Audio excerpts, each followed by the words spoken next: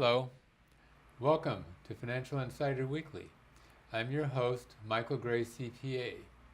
My guest for this interview is Peggy Martin. Peggy is a certified life underwriter, chartered financial consultant, and a financial planner with the Family Wealth Consulting Group. Peggy is also an independent commission-based insurance broker offering a range of insurance products, including life insurance. And today, Peggy and I are going to be talking about some basics related to life insurance. Peggy, thanks for joining me today. Thanks, Mike. It's a pleasure to be here. Good. Okay. Why is life insurance an important component of the financial planning picture? Well, from a risk management perspective, life insurance, if you're looking at a young family to start, that's a easy example. If the person who is earning the income or persons that are earning the income do not have any life insurance, how is that income replaced if they have a premature death? Where does the family, the surviving spouse or partner or whatever the case may be, where do they get that stream of income from that they were used to having prior to the premature death? Losing someone is a very traumatic life transition period, and having financial difficulties on top of that compounds that transition on what do I do, how do I survive this. So the life insurance, in a sense, is a wonderful gift that can be given back to a family member or someone who has an economic loss if you have that premature death. Yeah. And you talk about premature death, but well, first of all, when is death not premature? Exactly. Yeah. It's funny, and even when somebody passes away and they're senior, the family can always use that money. I don't know why, but Right. that's just the way it seems to work out. It does. Typically, for most of us, that when there is a life insurance contract there, and you do get that death benefit, in most cases, it's used and needed. Right. I mean, and if nothing else, there's the funeral costs and so forth, or memorial costs. Correct. And even though you can sort of minimize it and economize in certain ways, it's amazing how things can just add up. They do. And anymore it's not inexpensive. Those final expenses are not necessarily inexpensive. Right. It can add up to thousands of dollars. And do you have the liquidity, the cash flow available to pay for that? There might be property, but there may not be cash. That's correct. And so, when my mom died, everything was in her house. That was it. The house was her, and she had, some personal memorabilia maybe, but it just wasn't something that you could use to pay the bills. And Right. so, fortunately, they did have some life insurance that helped. One of the things that they did is they actually left some cash in the safe, which ended up being very helpful to me. And people were doing that sort of thing, remember, back around the year 2000. Right. Right. That everybody was recommending it. And so, folks, it can be useful to have a little currency that's just there for the family. It's just for those type of events. for the rainy day or whatever. Yeah. Okay, well, let's go down maybe a list of some of the Okay. problems that life insurance can help to solve. Right. Go for it. Okay, well, the first one is the unexpected death of the family breadwinner. Yes. And in our society, typically now, that could be two breadwinners. Right. So you want to be sure, as the professional working with, we'll just use a traditional couple as the example. It could be any kind of form of two people together. But you want to be sure that you look at insuring both of them, not just one of them, because what is the other spouse going to do or partner going to do if you're not there? Right. as an example, the stay-at-home mom frequently, and even today this is still somewhat true, they don't have the perception themselves that they need to have the insurance. Oh, that they need to be insured. Insured, yeah. Yeah. But the husband has to pay for care for Yeah. the kids if something happens to her. Yeah, so in a sense that is Or him. Yeah, the job that person is doing has an economic value to it. Yes. So it needs to be taken into consideration. So as the professional working with people, I think it's real wise to look at both partners in the couple Yeah. and make sure that each of them are insured. Yeah. Another, I just want to throw this out. I mean, especially like in Silicon Valley, I mean, our cost of living is so outrageous. it is. That for most families, they need both people. They do. To help. Basically, in order to pay their bills and so forth. And so, if one of them is gone, either one of them, it creates a big hole there. It creates a huge hole. Huge. Yeah. Okay. Well, but let's go ahead and move on to the Okay, next. another area where life insurance can be very critical is for business continuity purposes. Uh-huh. My experience with the business continuity has been with either family-owned businesses or smaller privately held businesses, where it is really critical that there's some kind of business continuity in place. And the life insurance can help. And sadly, I have seen the life insurance policies actually pay off on younger folks. We'll say the parent generation or the founding generation bought insurance on themselves, but they didn't always buy insurance on the younger generation who was going to be replacing them. And so when that person's gone, how do you fill that void? You don't think the younger person's going to die first. Well, in my business, I've had actual examples of, the younger person did die first. And fortunately, there was insurance in place, which makes a huge difference on how do you replace that person. Or if that person was the person responsible for bringing the revenue stream into your organization, it gives you some time to be able to continue the organization without having to close your doors. So it is just absolutely I think, a critical component for businesses. Right. And it can also just help for transition, so, the key person is passed away, maybe the business isn't going to continue, but meanwhile, there's still bills to you're pay. going to have to pay some rent. There may be some bills that remain to be paid. You have to basically have an orderly liquidation and so forth.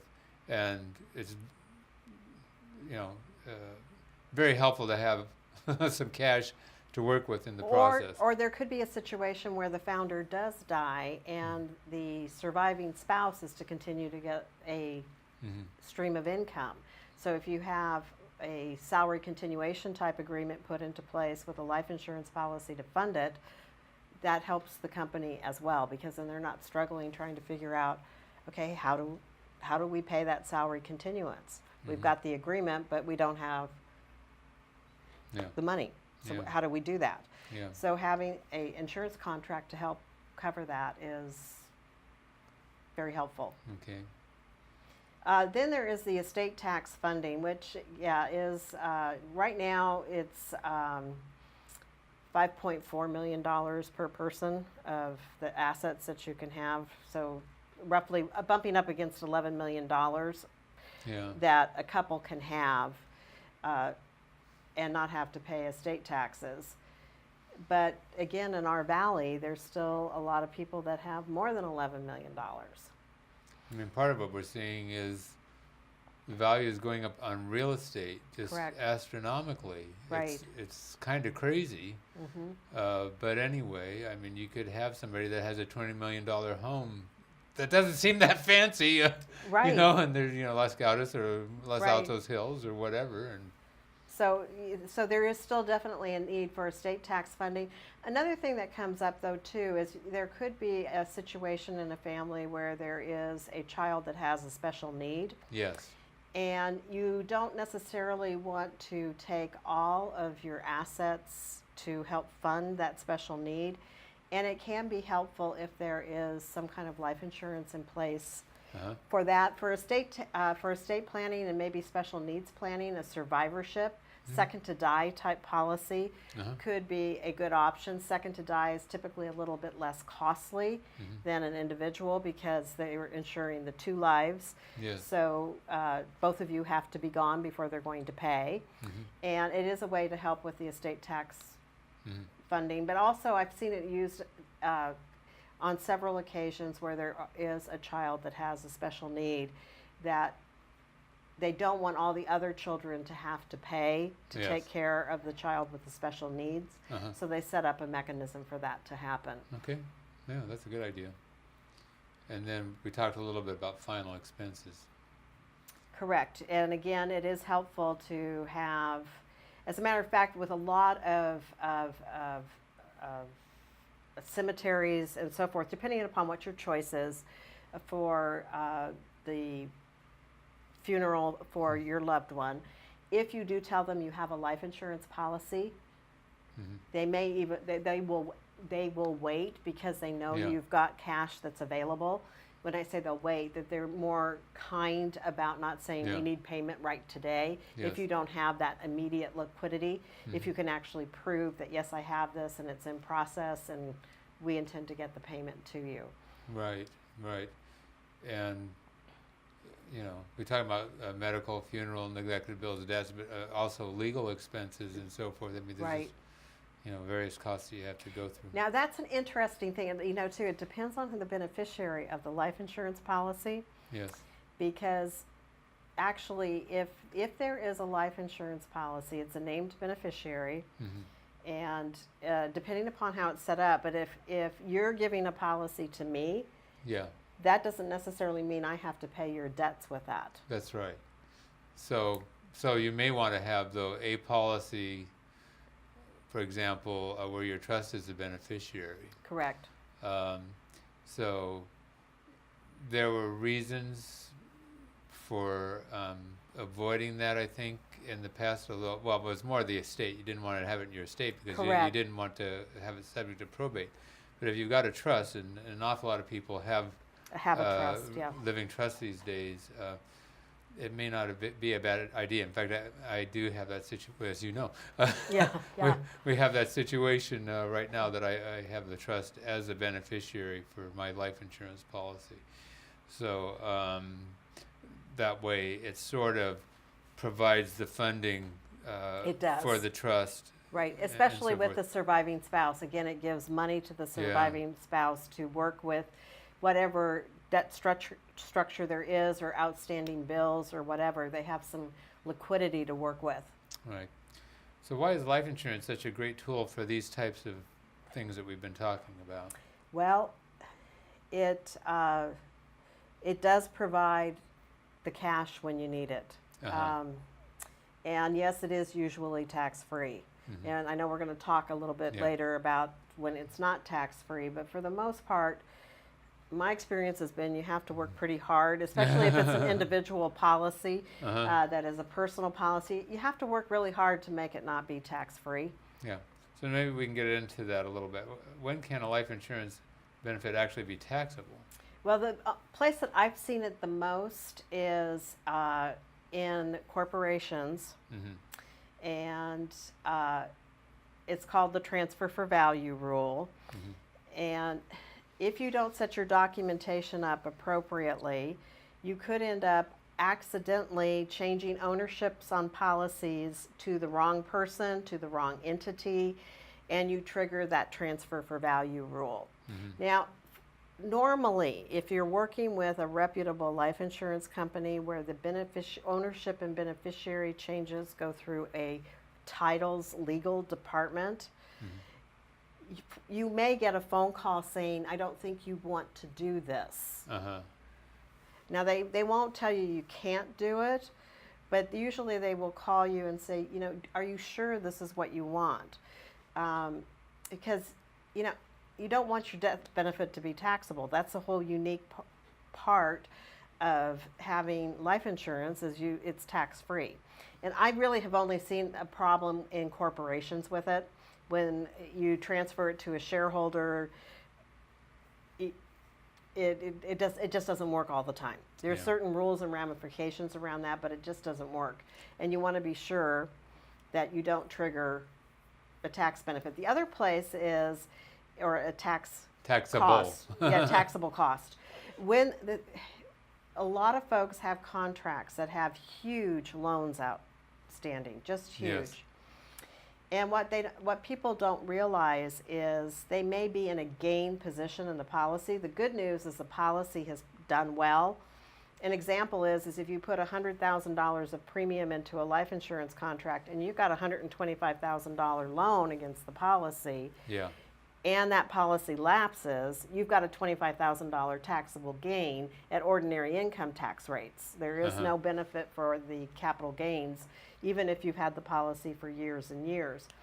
And about a year ago, I worked with a family that I said, you either need to decide if you're going to surrender the contract and pay the tax, or you're going to start paying the premiums again, because if you don't pay in the next 2 to 3 years, the policy is going to lapse and you're going to have the pleasure of paying tax and you have no money to pay the tax with. Mm-hmm. So that is another area that is very upsetting to people when Yeah. they realize that. And when we've gone through periods of economic hardships like we had recently, I mean, the life insurance policy can be a source of funds, being able to borrow against some policies, like whole life policies. Right. But there is this part that if you get in a situation where you overborrow, and the things that happen inside of policies can fluctuate too. Well, so, this is the problem. You forget about the little thing called loan interest that's attached to Yeah, that. yeah. And a lot of the contracts are charging you 8% interest, especially some of the older contracts that are out there. You weren't given the option of, well, you can have, like a variable interest rate or so forth. It's 8% that you're paying, and you start compounding that year after year. You're not paying the premium, yeah, and then because you're not paying the premium, the loan is growing. the loan is growing, but then you're paying interest on interest, basically. Yeah, And that gets to be very expensive. It's compounding. yeah, And it really gets into a big snowball. yeah, yeah. So there are many people, in particular, some seniors and so forth, because we've talked about cost of living Right, and other things, right. and there are reasons that they've borrowed these out, and then they get into this pickle. And I had one who was very unhappy that, he had this policy, and basically he didn't want to pay the premiums on it anymore. And so he let the policy lapse, and he had a big loan against it. And so he had a big chunk of taxable income. Yeah. Now, another thing, the transfer for value, I just wanted to go back to that for a moment. Okay. Because there's been sort of an industry that has grown, and that is where people have had like AIDS Correct. or other final illnesses type Correct, of situations, and they couldn't get money from their life insurance policies for whatever reason. Maybe it was a term policy. Right. Right. And so companies have offered basically to buy these policies from them, Correct. and then, one, they have to determine whether they have any gain on that sale. Correct. But Correct. the other is that whoever bought that policy from them will have taxable income when that policy pays off. So that's a characteristic of that. Obviously the economics are working. That's why they're doing it. Right. Right. But it's a little bit like the loan sharking business. Well, it's life settlement, and I have. What do they call them, viatical settlements? Yeah. And I have pretty much stayed away from that, just because it's my personal belief, and so it doesn't mean that if you're doing this that it's not the right thing to do. It's just my personal belief. I do absolutely believe in insurable interest, and that really is only necessary at the time of the original application. So that's how these settlement companies have been able to come in and work with term insurance contracts or any type of contract, because the insurable interest only needed to be established up front. Right. In other So- words, but in other words, you can continue the policy and you can assign that policy Right. and sell it. Yes. That's correct. But I tend to be a very much, again, and this is my personal belief system, I'm a purist with life insurance. I think it's a death benefit product. Yes. I have steered away from using it for deferred compensation, for a form of paying for children's education. I have been through, again, we went through the meltdown, but even before that, some of these contracts were originally projecting like 10% or 12%. Right. And of course, they didn't earn that. Right. And so people took money out of it, and then all They of got a in this sudden pickle. they get in the pickle. So you learn from your previous experiences, and I pretty much stay away from that. I think life insurance is a beautiful product, a beautiful tool for families and businesses, possibly communities, and that's where I focus on it. Okay. There is one other thing that we didn't talk about, and that is that there is a tax on corporations that aren't S corporations, what we call regular corporations, Correct. which is actually most corporations. Correct. Anyway, they can be subject to something called the adjusted current earnings tax. It's a part of the alternative minimum tax for Correct. these corporations. And the life insurance benefits are taxable for that type of tax. So it's something to be aware of. When you have key person coverage where it's coming into the Yeah. corporation. So if you have smaller corporations, it's usually probably better to have the insurance outside of the corporation. You know, the shareholders have cross-purchase type. A cross-purchase agreement, yeah. That sort of Yeah. thing. Yeah. All right.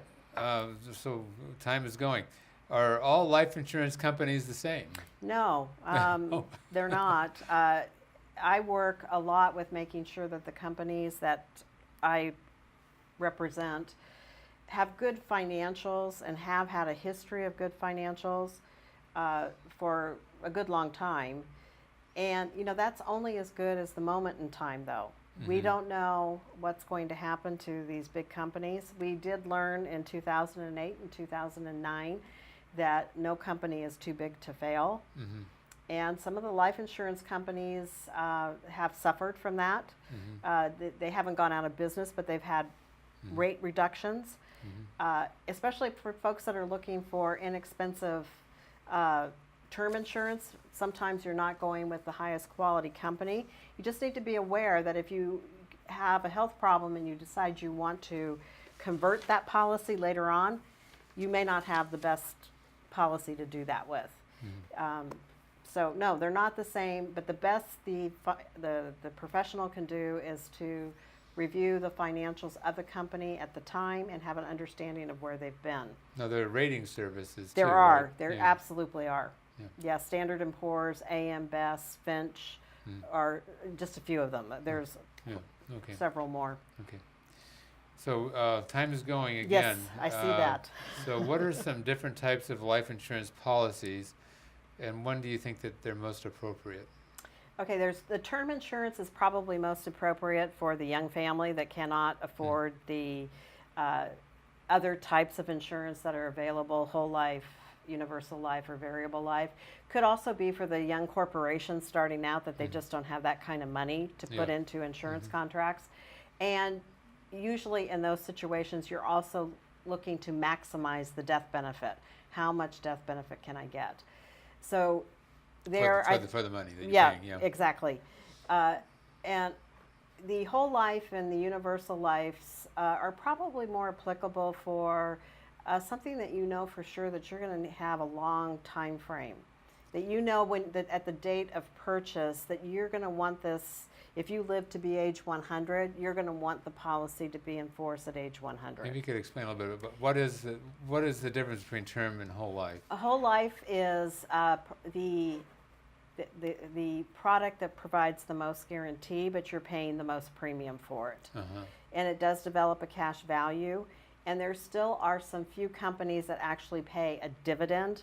There are fewer and fewer of them all the time that are paying dividends, but some of the old mutual companies like New York Life and Northwestern Mutual, they're still paying a dividend. So it is a contract that does provide better guarantees, and it is more expensive. But you've got like a level premium usually, right? Typically. At least for whole life. At least for the Yeah. whole life. Now, Yeah. and that may even, depending upon if it is dividend paying, you may find fluctuation in premium, but usually it's a downward amount that you're paying because the dividend is helping to pay that premium.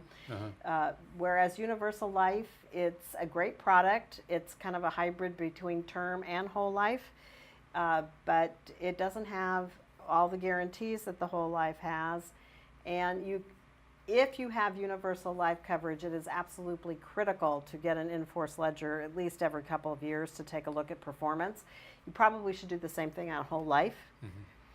And then variable life gets into probably a universal life type product where you're actually purchasing It's the like investment it's the stock market. Yeah, like a mutual fund. A that's mutual underneath. fund in the stock market. Yeah. And again, it has its place, but it's something you want to monitor at least every couple of years. You don't want to put it in the drawer and never look at it again. So there's a lot more risk that's involved. There is. Yeah. There is.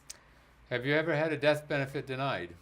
Fortunately, no, I have not. I did have one that was reviewed because the individual died in what's called the contestability period, which is typically a 2-year time frame.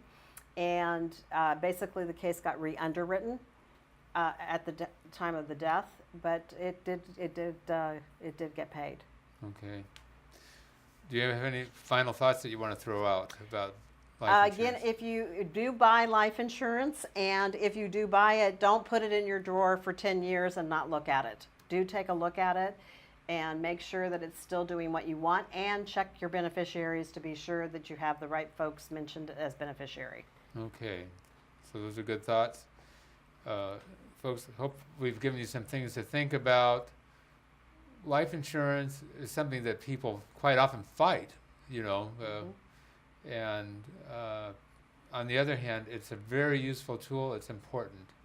And so do work with a good financial professional and look at what your alternatives are. We'll see you next time on Financial Insider Weekly.